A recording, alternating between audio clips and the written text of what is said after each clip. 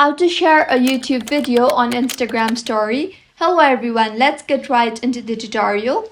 Open the YouTube application on your device first and select the video that you want to share in Instagram. You will see the share button there. Tap on that and there you will get various options for sharing, but you will not see the Instagram option there.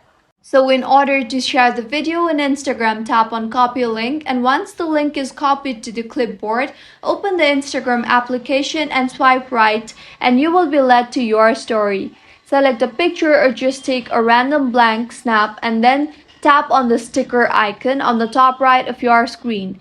You will see the option for link. Tap on that and now under URL, paste the link we copied earlier and then tap on done.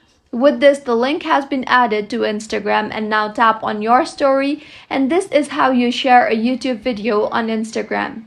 If you find this tutorial helpful, do subscribe to our channel. Thank you for staying with us until the end.